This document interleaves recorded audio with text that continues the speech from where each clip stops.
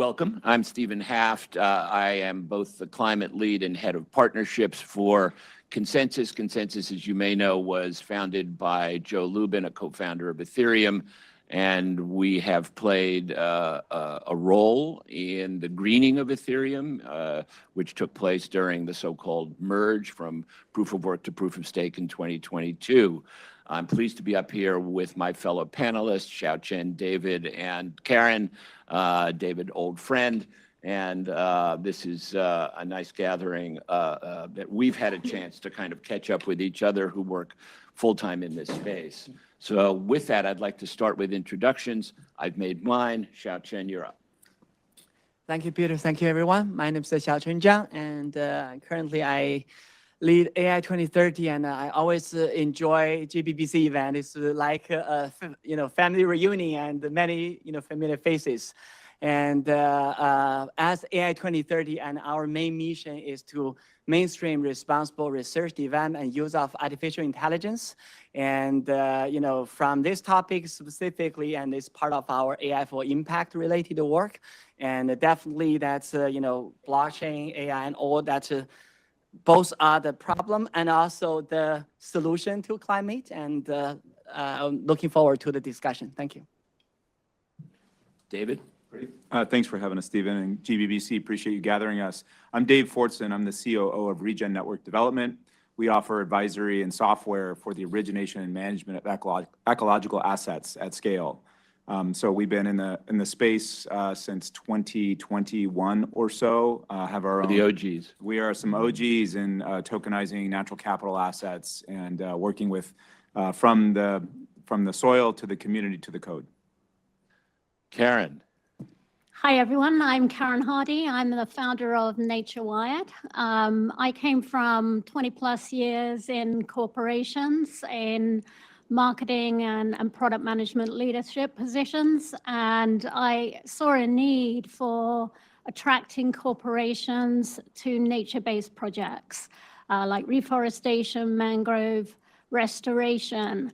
And investments today are quite siloed, and the opportunity is to bring in employees into that engagement as well as customers as well. I've been working in the climate space for several decades, as Sandra and a few others know. But in the yesterday, today, and tomorrow of it, I think there's such a remarkable situation we find ourselves in today. I mean, we are meeting, as our host said, in introducing the panel, during UN Climate Week. This is a remarkable, we who've been here year after year after year, this is what, the 8th year of the GBBC, we've been here year after year. There was a time this was UN Climate Week. It was a big deal.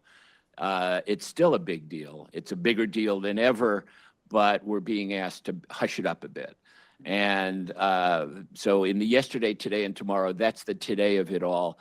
I don't think we should spend too much time on it, except it will be a factor in everything we're talking about. The efforts that are that Regen, for example, is undertaking all over the world, and they are really the OGs in the space. But when I said to David just before we went on, are you finding off-takers for some of this work? It's tough. Yeah. Karen and I, similar conversation. Are you finding off-takers? So the green, we are meeting at a time of this green hush, which one has to, without being daunted by it, nevertheless find a way to work through it and around it where necessary. And that's what we're all dealing with. And then, of course, there's Xiaochen. There's the future. This is not just an address, perhaps, to climate issues that can integrate AI to make bring down the cost basis of climate mitigation, make it more efficient through the use of AI. But AI itself is looming as the single biggest addition, not just an addition, but it will occupy probably the single largest or second largest category of energy consumption in the world in a matter of just a few years.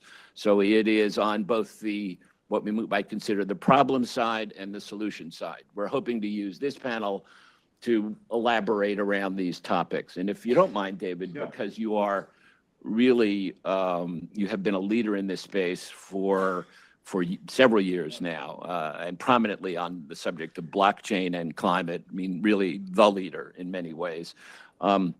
Give us a picture of today before we jump to tomorrow. Yeah, fair. Today, thank you.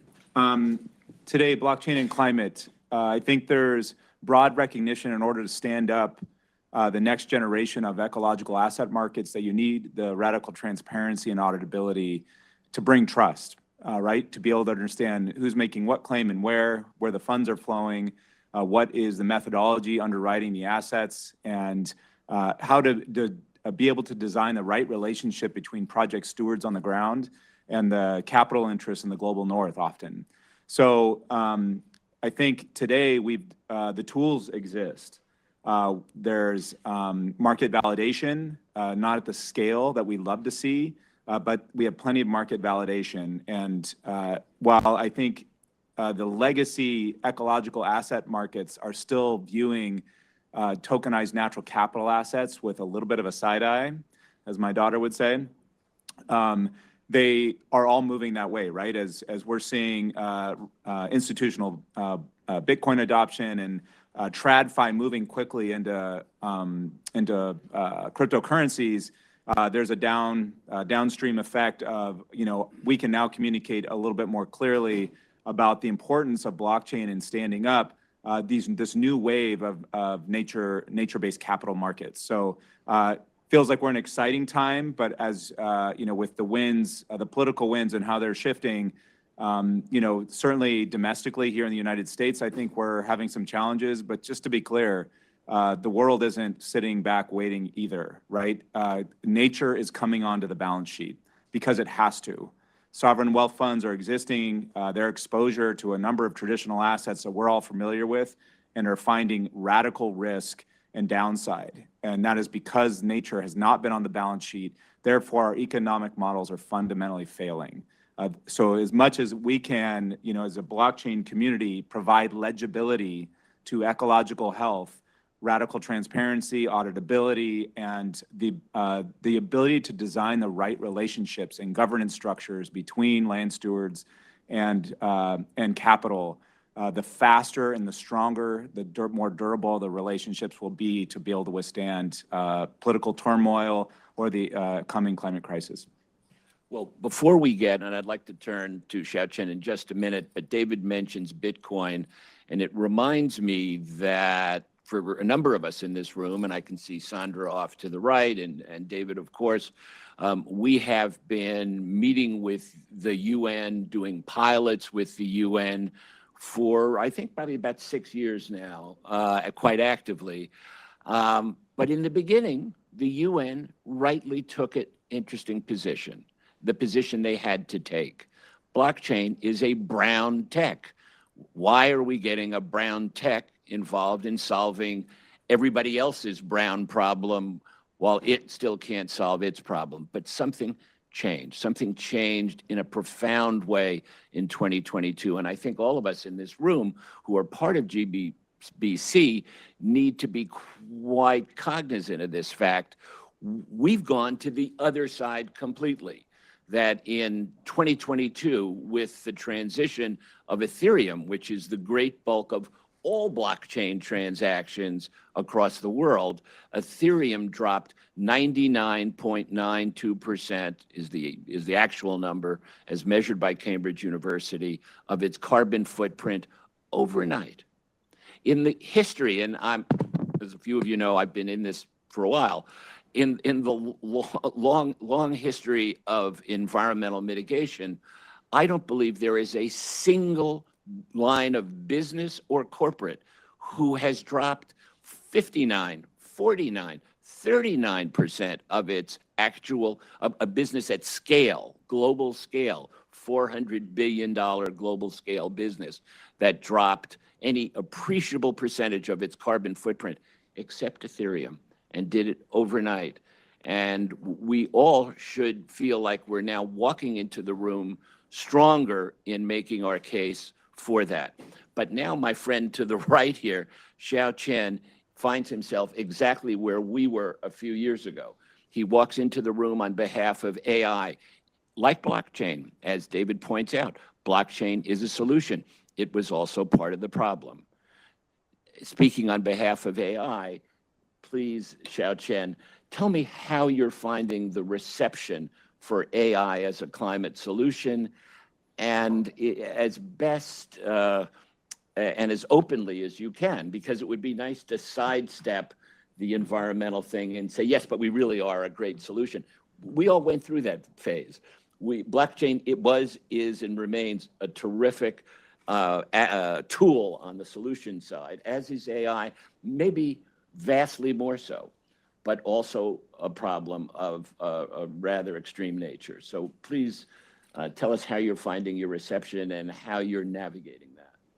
Yeah, definitely. Thank you. And so this is a blockchain event. So that first from the blockchain side, I remember, to 2017 when I first worked with a few organizations on the Haft for Climate. That was the first time that we brought over 100 of hackers to COP. I forgot which COP was that. And then they were just basically building blockchain-based solution for climate mitigation, and that was supported by UN as a part of the UN COP process. And at that time, I was having conversation with many of the miners, especially Bitcoin miners, and about their carbon footprint. They thought that I was crazy. And so, why do we as a Bitcoin mining facility care about this? And after, you can really see year after year, this mindset change. The change, number one, I would see is from the professionals. Many more, blockchain company from mining side started hiring climate or sustainability related leaders. Then, like, for example, you yourself, right? And when Ethereum, if Ethereum don't have you, potentially that process may be delayed. But with the right folks in the room, and then to push for that agenda, educate the founders, and then that itself becoming very important. The second thing I think what happened for blockchain for climate, that whole mindset change is about data.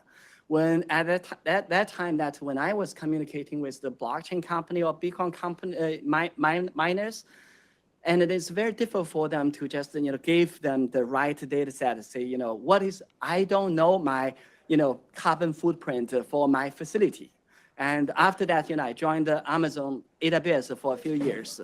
And there that's, if your infrastructure provider doesn't really help you or don't have that data set to tell you your carbon footprint, and then you can only just, from the category 3, and you only just know a little bit of your carbon footprint. You really cannot just, calculate the full carbon footprint. So next, part which make that happen is really the data availability. So from the infrastructure, from your, the internal methodology and all that, allow Bitcoin company to just, make the business case, say that by doing this, and then I can just, make this kind of impact. So that is the second part.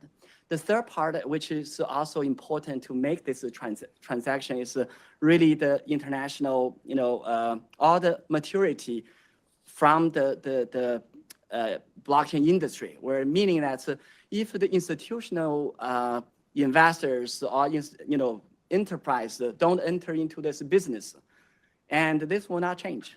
But because, for example, if you are Grayscale or if you are large asset managers, you have your ESG reporting requirement. So then naturally now that your assets, crypto becoming asset class that you are operating, and then you as the provider and to those institutional providers, definitely you need to give that data set. So the market is driving that.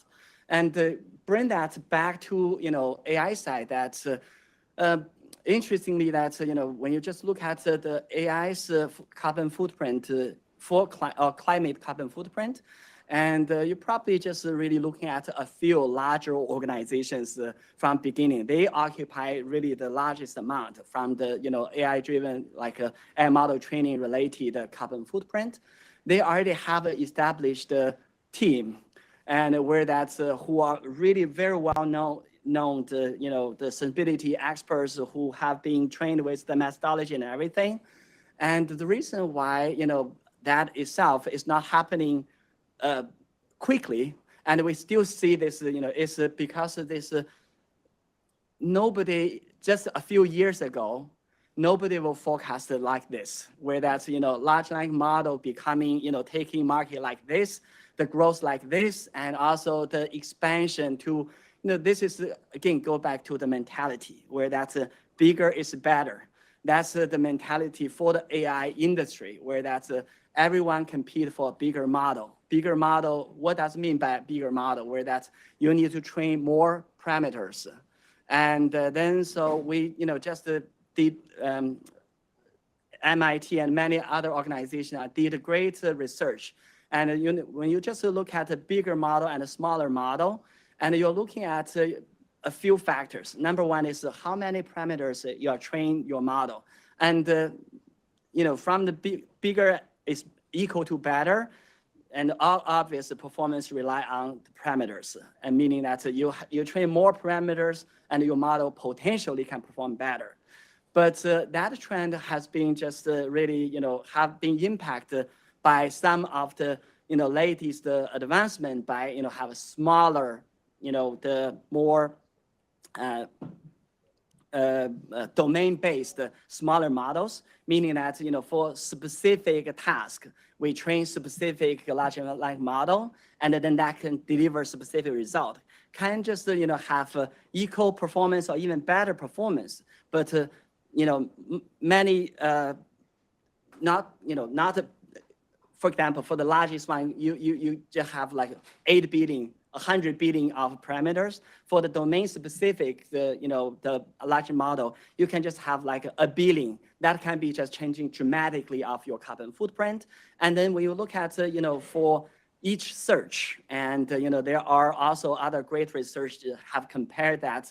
If you just the same search, if you just go through a large language model, like big one, and then the carbon footprint of that one search to achieve that result, and that will be like 10 times, even some of them 100 times of those domain specific related model. So from that you can see that makes a smaller model which perform as good as the bigger one definitely is a trend. But before a small model can perform the same, and then this bigger equal to better, and that mentality was driving the whole industry. And then the sustainability folks, no matter what story you want to tell, the business will not agree with you. You cannot mainstream that message because there's a core competition the companies asking for or need to achieve. The second part, the other part of the story is really around the solutioning part.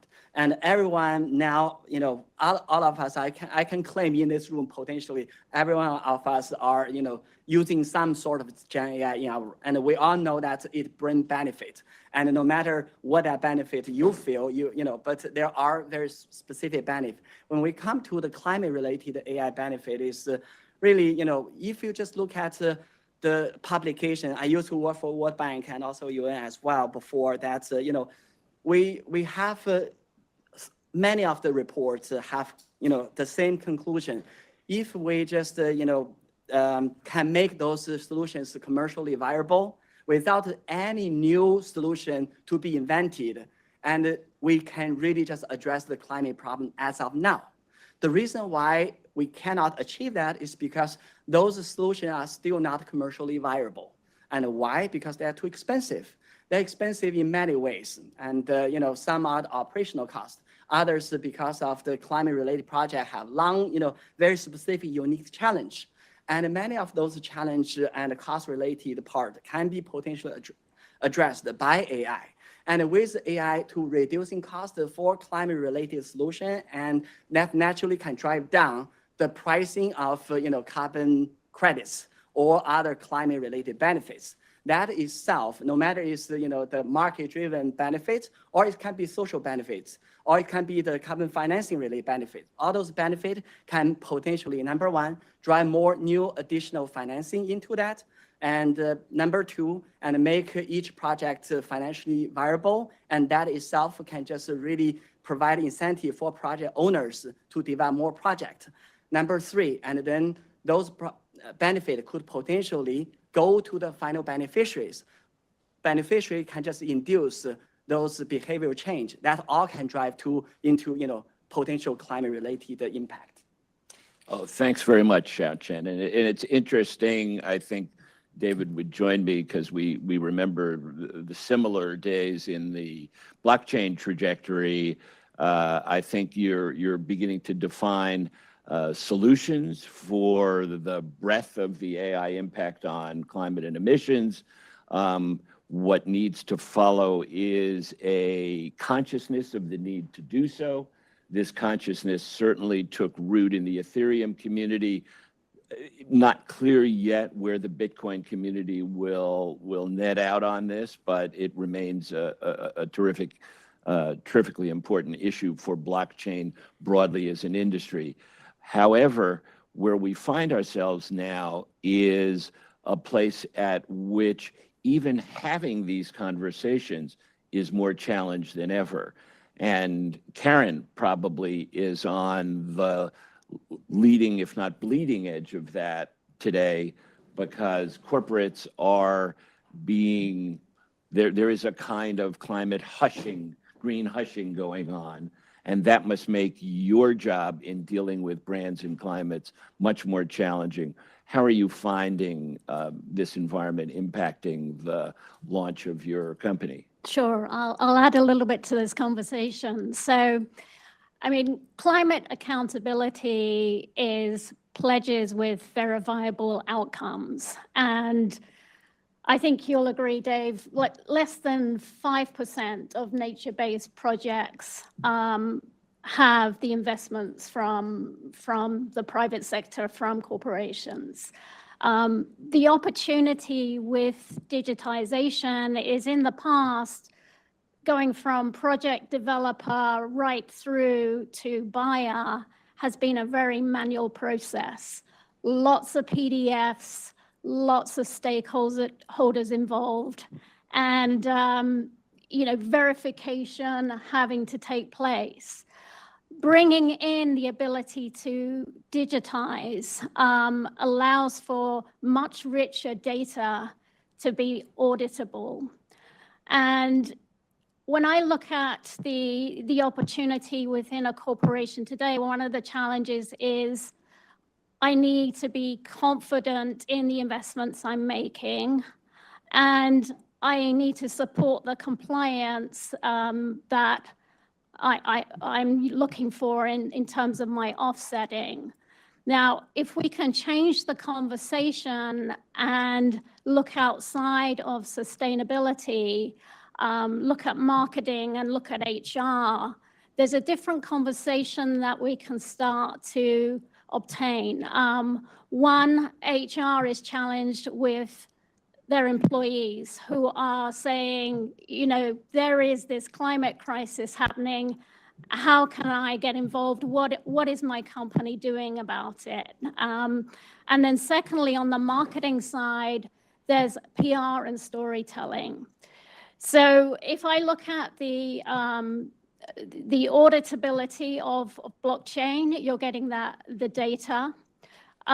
You're bringing in employees to vote on projects and allow those projects to have updates. So you're getting participation from employees and from other stakeholders as well. And then you're getting the equity. So there's a shareable in terms of the information that's going out. So the communities down on the ground can actually advise the sorts of investments that are needed. The employees in the corporation can vote. So we're changing the conversation, and I think that's where it's not just about sustainability anymore and the sustainability leaders. It's other participants within the leadership team. So in the last 5 minutes, if I may, as moderator here, ask the three of you, please. Let's look on the, it's easy to see how slippery the slope is toward things getting worse over the next year. However, what I'd like the three of you to do, as we're sort of sending people off, maybe in a slightly better mood, is where do you see the good news coming from? However narrow the set of circumstances it might take to get to this good news, please be imaginative. Where can you see the good news coming in the next year in your space with regard to recognition by your industry that they have a responsibility as stewards of perhaps future computing, but also stewards of the planet? David, Karen, same for both of you. And let me start with you, David, if you don't mind. Good news for us. What I think should be exciting is we're working with the Amazon Sacred Headwaters Alliance to bring 20 million hectares indigenous-led, designed natural capital assets that provide funding for their plan de vida, their life plan, as well as conservation of major species and ancestral-led forest stewardship. So this is going to be a great combination of blockchain, of on-the-ground governance design and process led by indigenous communities, and a way to meet capital on the right terms. Indigenous design, controlled, and a way to bring long-term conservation to the Amazon headwaters and do it in a way that that recognizes the wisdom and the long-time stewardship of these lands by the people on the ground. So that's a little piece of hope for you on your way out. Nicely done, by the way. Yeah, from my side, that's to make this happen, at least the three levels need to happen. One is from policy, and it's great that we see EU AI Act included some voluntary reporting related requirements for their climate-related impact. So that is the great first step there. That's the company enterprise get a signal, and although it's not compulsory, but it's a signal. It's very similar to all the climate related. First is the policy. The second part is that from methodology, and when you just report, how to report and what to report and what are methodology. We're working with sustainable IT, and then sustainable IT have a lot of great group of companies and expertise, and also GBBC also have a lot of work on this. And from the how to reporting that is the methodology side. The third is that after you have the data, and then we have AI 2030, we call it responsible AI pledge, and those are voluntary, asking the corporate to just pledge and on 6 pillars: make your AI transparent, accountable, fair, safe, secure, sustainable, and privacy preserved. So from the sustainability side, that we'll ask the company to voluntarily to reporting based on the methodology, and then to comply with the EU AI Act, and then from there we can see that how that can just bring signal to the broader industry globally. Thank you, Xiaochen. Karen, take us home. Sure. Good news for us is we've built an engagement platform, and we're tapping into the Guardian ecosystem using the Hedera Guardian. This provides the end-to-end in terms of tokenization and digitization, so we can actually search for verified projects and make those available in our platform. I also want to mention that I work on the task team with Jackson, and we've just announced the 3.0 of the DMRV framework. This provides the standards and protocols. It's the deep level in terms of how this is provided. And it also provides the standardization and complementary role for areas like CDOP, ICVCM. It has very complementary plays. So I encourage you to scan your QR code that's on the back of your badge, and it's out for feedback and public comment. The first news, the draft of the GBBC's brilliant DMR VA work was released today. Karen's drawn your attention to it. Please, when you leave here, check it out, because over the next year, we're going to hear a lot about it. It's in a critically important area of where blockchain meets climate. All I would like to say to sum up is climate knows climate's not a hoax, and it will find a way to remind us. I wouldn't worry too much about news cycles. Take care. Thank you, everyone. Thanks.